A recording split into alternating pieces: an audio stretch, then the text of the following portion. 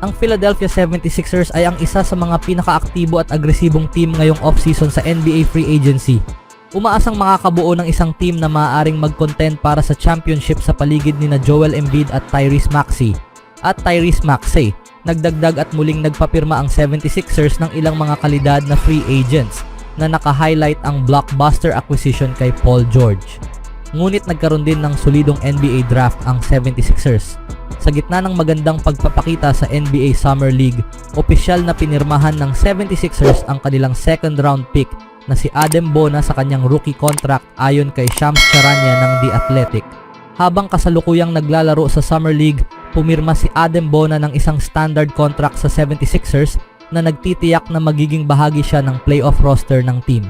Kung pumirma siya ng two-way contract, hindi siya magiging aktibo sa playoff roster at limitado ang dami ng NBA games na maaari niyang laruin. Ang rookie contract ni Bona ay para sa 4 na taon at nagkakahalaga ng humigit kumulang $8 million.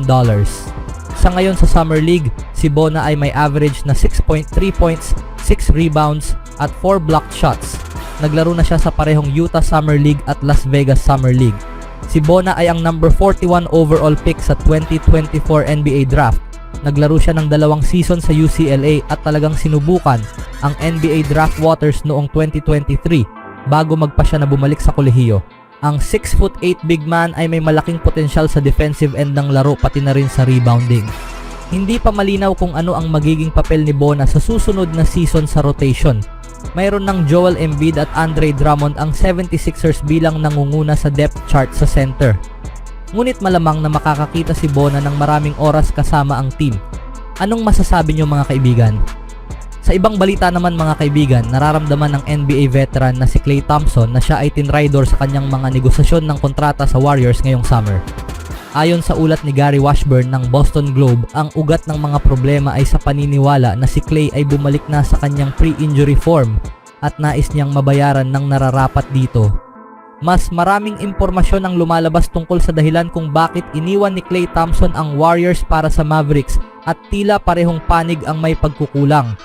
Si Thompson, sa kabila ng pagkakaroon ng 2 buong season na wala dahil sa mga injury, ay naramdaman ngayon na siya ay halos katulad pa rin sa kanyang sarili bago ang mga injury at ang Warriors ay hindi sumang-ayon dito.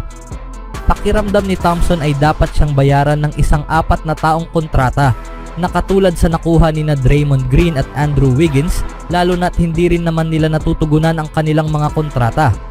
Ang Warriors ay nakaharap sa crossroads noong nakaraang season sa panahong napa-extend nila ang mga pangunahing core. Sa halip na agad na ayusin ang kontrata ni Klay, nagpasya silang siguraduhin muna sina Draymond Green at Andrew Wiggins. Ang tanging nakikita ni Thompson dito ay isang kawalang galang na hindi na niya mapapabalik ang kanyang dating sarili dahil sa pinsala.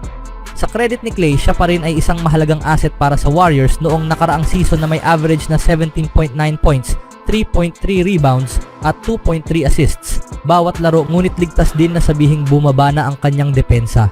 Ang kanyang pagiging epektibo at pagpili ng shots ay malakas ding pinuna nitong mga nakaraang buwan. Ang mga bagay na ito kasama sa kanyang pagtanggi na tanggapin ang bagong papel sa team ay lumikha ng perpektong bagyo sa problema para sa Warriors. Nang dumating ang oras upang bayaran ang kanyang susunod na kontrata, ang team ay hindi handang ibigay kay Thompson ang inaakala niyang nararapat sa kanya. Bilang isang 4-time champion, 5-time All-Star at long-time teammate sa backcourt ni Steph, inakala ni Klay na gagawin ng Warriors ang lahat upang mapanatili siya, ngunit wala nang magbabalik sa naging hakbang nila. Opisyal na siyang miyembro ng Dallas Mavericks at gagawin ang susunod na yugto ng kanyang karera kasama sina Luka Doncic at Kyrie Irving. Kung makakabalik si Thompson kahit sa bahagya ng dati niyang husay, magiging napakahirap talunin ng Mavericks at posibleng maging paborito sa West. Ngunit kung magpapatuloy ang kanyang matinding pagbagsak, maaring humantong ito sa pagkadismaya sa kanyang bagong team. Para sa Warriors, makikita pa kung paano maaapektuhan ng pag-alis ni Thompson ang kanilang laro sa court. Matapos ang trade para kay Buddy Hield, may sagot sila para sa pagkawala ng shooting ni Klay, ngunit kakailanganin pa nila ng higit pa roon upang makipagkumpetensya sa mga tulad ng Nuggets, Timberwolves at Mavericks sa West. Kung hindi, maaaring pagsisihan nila ang pagsuko kay Thompson ngayong summer at ang pagpapabaya sa kanya nang hindi nila ibinigay ang kanyang mga kahilingan. Ngunit kung babalikan ang kanyang sinabi nitong mga huling araw niya sa Warriors, wala na sa kanyang focus ang stats. Gusto na lamang nitong i-enjoy ang kanyang natitirang panahon sa NBA sa pamamagitan sa pagmimentor. Tila bagay na hindi ayon sa plano ng Warriors dahil parang nawala na sa kanya ang pagnanais na manalo. Sa puntong ito, ang pagtatapos ng lahat ng ito ay nakasalalay kay Klay mismo at kung ano pa ang magagawa niya sa kanyang karera. Anong masasabi niyo mga kaibigan?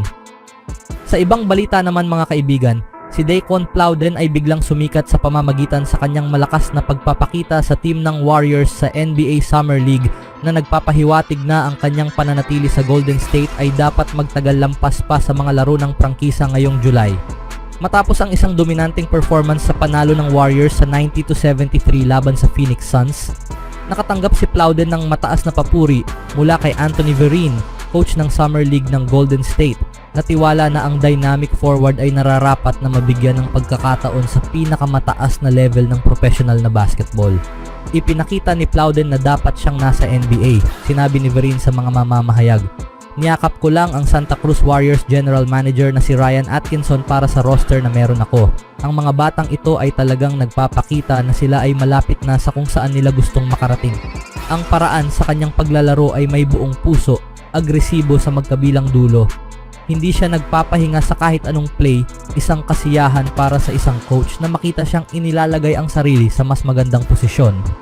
Isa sa mga dahilan kung bakit kaakit-akit si Plowden ay ang kanyang kakayahang epektibong makaapekto sa mga laro sa loob ng natural na daloy ng opensa, isang kritikal na kasanayan para sa isang player na naghahanap ng lugar sa huling bahagi ng roster ng isang NBA team. Sa loob ng daloy ng laro, kung magiging role player ka sa next level, hindi sila magpapatakbo ng mga play para sa iyo, paliwanag ni Vereen. Ang magkaroon ng isang tao na napaka-epektibo at epektibo nang walang tinatawag na play para sa kanya, na gumagawa ng mga maruming trabaho at maliliit na bagay, ipinapakita niya na kaya niyang maglaro ng isang papel sa NBA. Ang kakayahan ni Plowden na makakuha ng puntos ng hindi nakakagambala sa ritmo ng opensa ay hindi nawala sa 25-year-old na wing, na sumang-ayon sa obserbasyon ni Vereen tungkol sa kanyang epektibong paraan sa paglalaro. Pakiramdam ko ang paraan ng paglalaro ko ay nasa loob ng daloy ng lahat.